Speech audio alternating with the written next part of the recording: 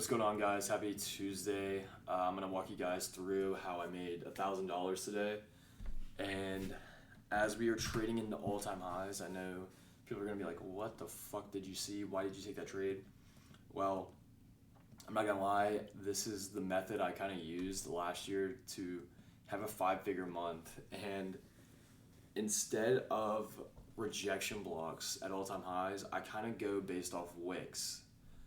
I kind of made a video explaining how I took a trade using a wick yesterday also, so I'm going to get into that and just show you guys like what I see and why I do this. So on the hourly,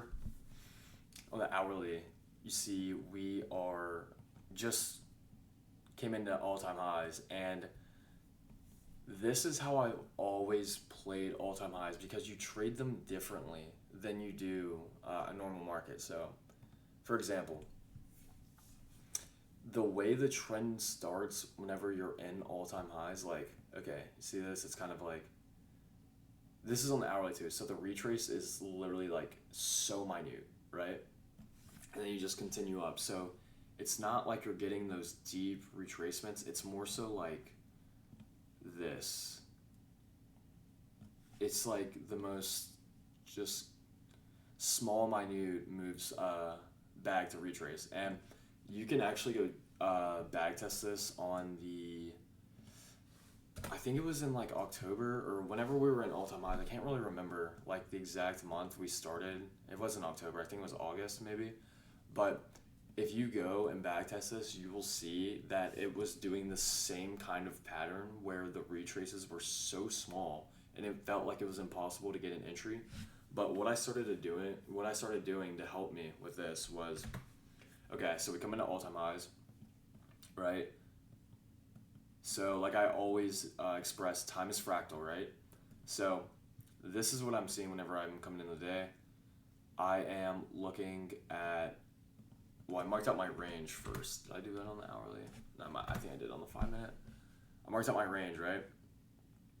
And whenever we come into all-time highs, so it was around somewhere around here. Okay, yes. So our all-time highs kind of start within this 5-minute fair value gap, right? So as you can see, we're failing to push through. Like that many candles trying to break through a fair value gap is telling me price does not want to go lower than that. And like I said, we just created all-time highs, so in my opinion, we're gonna continue up. So we have that. It's not a higher time for, I mean, it's a 5 minutes, so I mean, it can be low, high, whatever you want to call it. I kind of can see it as both. But if we are trying that hard and making that many bearish candles to push through a 5-minute fair value gap, that is telling me that price does not want to go down. We are at all-time highs. We want to continue higher. And like I said on the hourly, look, like the retracements are so minute, right? Like we can't even get to this 5-minute fair value gap, right? So coming in the day, I noticed that, and then I see this is a pattern trade. We have this 5-minute inverse right there, but look at this wick, this bullish wick up. As soon as we break this internal, look at that, look how strong that reaction up is. Like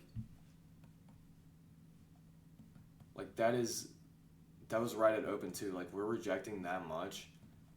Like, I mean, this is like a I don't really use rejection wicks like that. I kind of use them more so based off of like entries. Well, I guess that's kind of, but I don't use them in the way like Powell or someone uses them. But like, I mean, if I had to say that was a rejection wick, I know it's on the 1 minute. I don't, like I said, I'm not an expert at it, but I would say like how, like you sweep this and then you push down or push up that hard. Like, in my opinion, price does not want to go any lower today. Like, there's not going to be that big of a retracement. Like I said, you're making these little minute retraces, right? So back to the 5-minute. Get that strong displacement up. And then from there, what I literally did was I just see we're in this like it's still going. It's just creating this pattern of just one small retrace and then continue higher. So from there we had a where is it?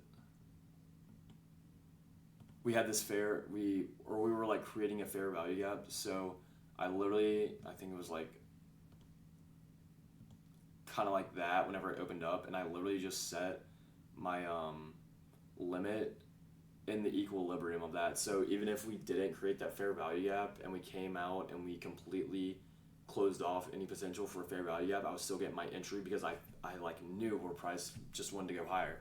So yeah, I set my limit right there, and then you can see it ticked me in, and then it was like a 0 drawdown trade, and I literally was just targeting with a Fibonacci with OTE the 1 minute, but I think I kind of had it marked a little bit off at the time. I was kind of adjusting it as price continued higher, so that's why, but it was originally like the 1 on the fib was right there, and that's all I was targeting. So I know this is like a little different than how I usually trade, but hopefully this gives you some insight of why I exactly took this trade.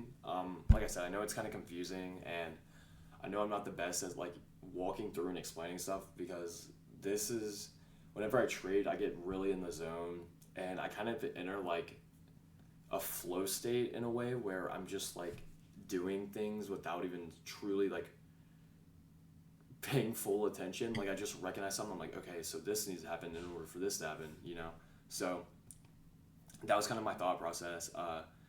This strong rejection and this failure to close below this 5 minute, and just seeing how many candles it was taking trying to get past it, and after coming into all-time highs, it was just a tell that we want to go higher. So like I said, I just was kind of waiting for that